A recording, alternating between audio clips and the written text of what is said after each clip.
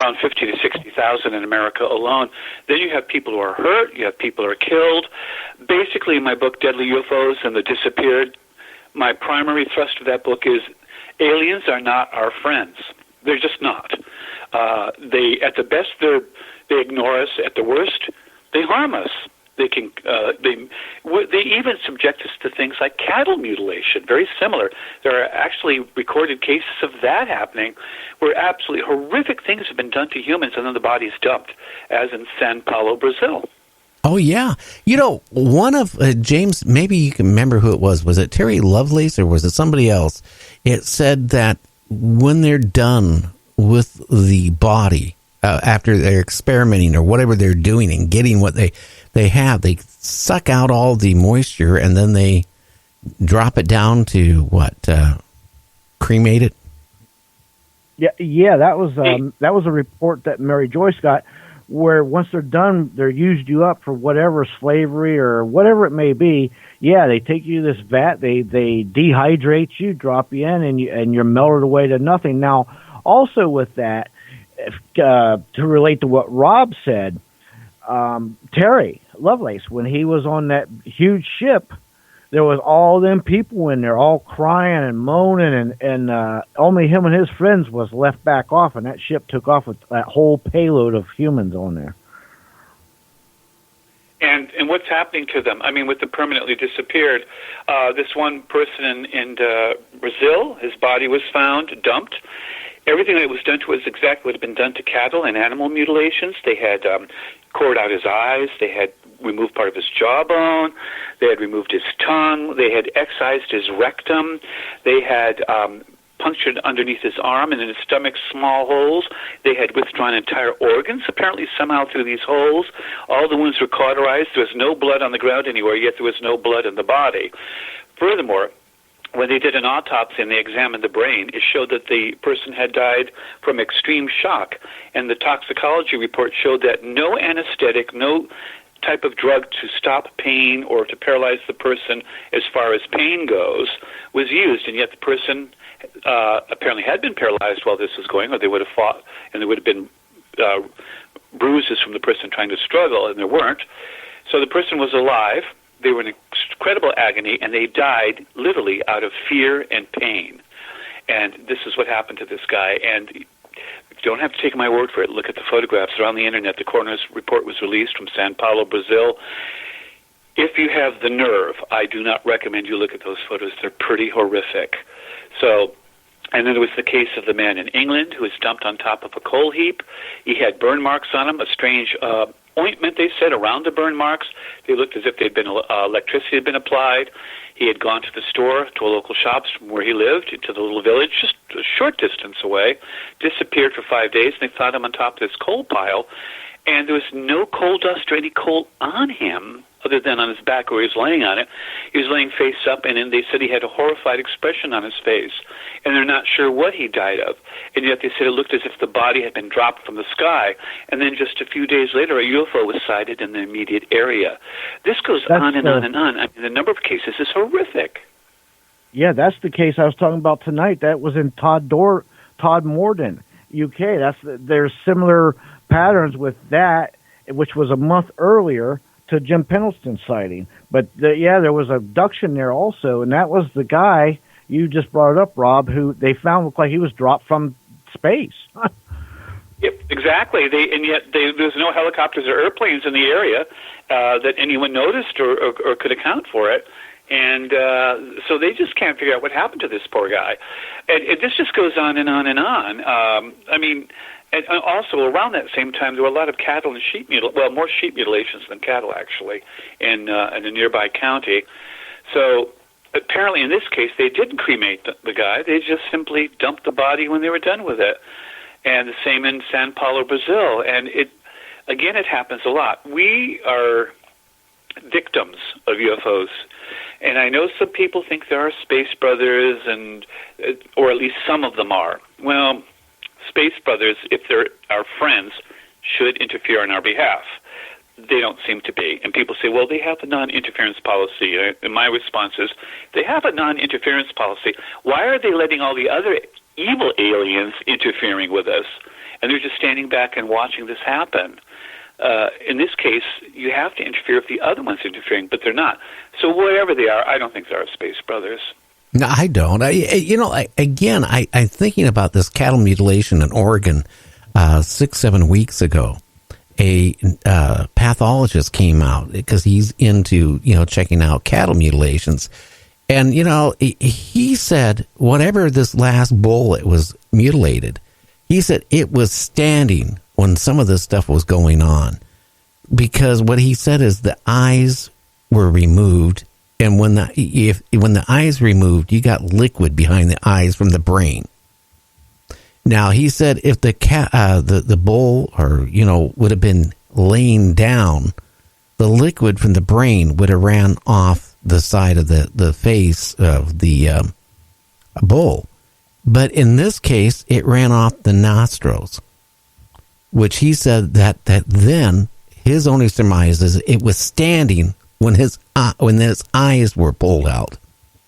And then who knows what happened to that, poor creature after that. And that's the thing. And apparently they're not just doing it to animals, but to humans too. Now, I, for one, cannot countenance anyone torturing an animal. I'm not against animals being killed to be eaten, but I think it should be humanely done, and the animals should be raised humanely too. But and I'm not against hunters hunting animals for food. So it's not like I'm an anti, anything to do that'll harm an animal in any sense of the word. But by the same token, torturing an animal, or harming an innocent creature for no good reason that I can see, and to do it over and over. What are they doing this for? Why are they always clearing out the rectums and the eyes? What are they getting out of this? What is happening to the people who disappear permanently? Are they being used as slaves? Entire villages have gone missing. As recently as one in China in 2010. And it was broadcast on official government radio by the Chinese.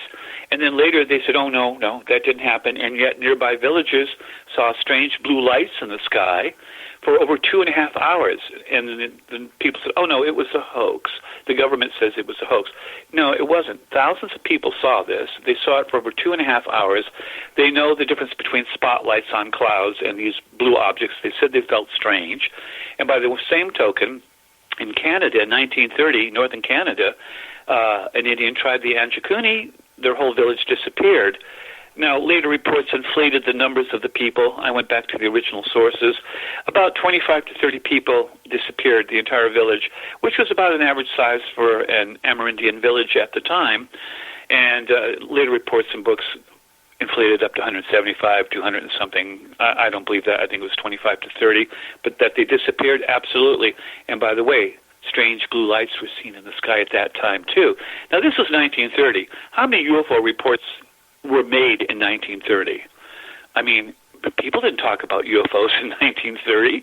It didn't really start coming around till the early 50s, really, and after the Roswell incident. Right after World War II is when it started. But 1930? No, not really. But you know what, Rob? I keep in my mind, if they wanted to experiment, this has been going on for thousands of years. They would have been able to, I would think, whatever they're trying to get, they would have done it a long time ago.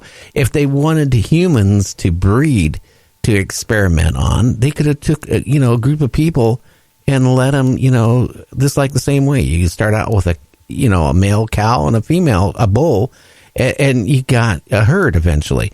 I mean, they could have done that with the humans, but why they just keep coming back and mutilating people, people disappearing? And the animals, it must be a form of resource. Why do we keep mining for gold and copper and silver and coal? Why do we keep breeding cattle and sheep? Because they're a resource that we keep using. So they're using them, too. They're not breeding them, but they're using them. Now, are they interfering in human DNA, and are we an ongoing experiment? Quite possibly. Perhaps even probably. But that wouldn't explain why they're doing it to animals as well. And by the way, why are they then also treating a lot of us the same way they're treating those animals? They're not altering our DNA. They're killing us. That you don't breed a line from dead bodies, from mutilating human beings. So what are they getting out of it? They must be getting some resource that they need or want. and we have to figure out what that resource is. I don't think it has anything to do with DNA with regard to animal mutilations and human mutilations. It's not like they're trying to alter our physical nature in that regard. They may also be doing that with the abductions and returning people to better breed true species they want. But this other stuff, this mutilation, this seizing of organs and eyes and rectums and things, that has nothing to do with that, I don't think. I think it's a resource. But what is it a resource for? What are they getting out of those particular organs? And why are they removing all the blood from these animals and humans? What are they doing with it? Yeah, that's the part is puzzling. You think about it. I mean, the parts they're taking from humans, the parts they're taking from, cattle, like the eyes or the rectum, or I mean, what good would it be, other than there's something there that, and again, these cattle and the humans that've been mutilated. I mean, every drop of blood has been, sucked out of their bodies. So right, and they often take the testicles as well of animals and humans. The one in Sao Paulo had the testicles removed, along with the rectum. And there is one interesting thing to note, that with organs at least, certain enzymes, proteins, and even basic molecular compounds tend to be concentrated in those, perhaps in blood as well. So maybe whatever it is they're getting or trying to refine from these resources has to do with the fact that whatever it is concentrated in these organs. So what we should be doing is looking for a commonality. Well, you know what? In China, a bull, a penis, for example, and testicles is worth thousands. Yeah, go ahead and laugh, James. Thousands of U.S. dollars. I mean, they believe, it's for health. It gives them it gives them better health, okay, and more sexual powers, and they pay all this money for these things.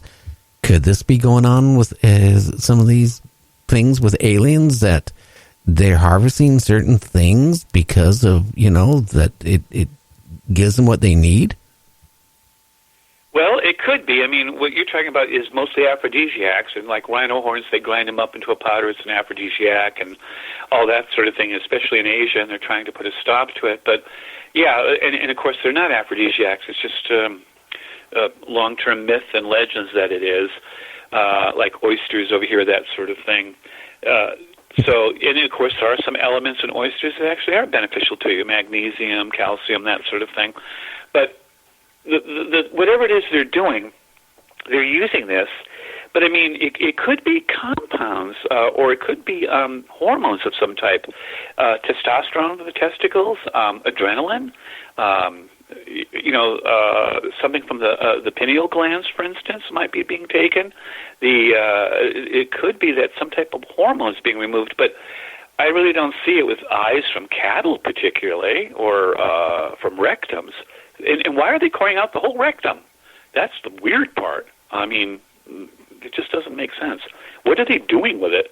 Unless they're creating some very macabre and odd jewelry out of it.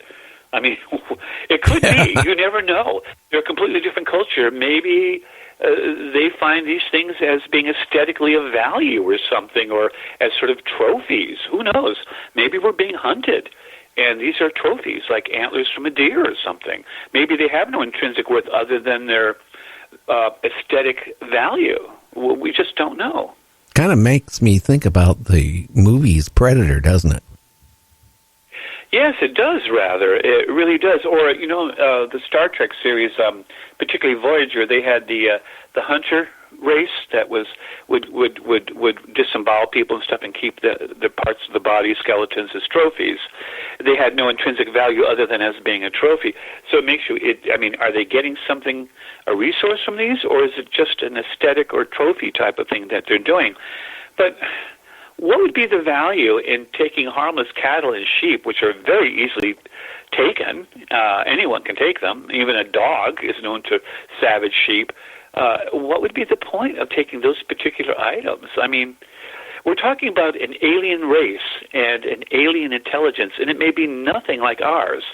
Even on Earth, we have dolphins which are supposedly surprisingly intelligent and have some sort of language, but we can't figure it out. And they're a mammal, just like us, and they evolved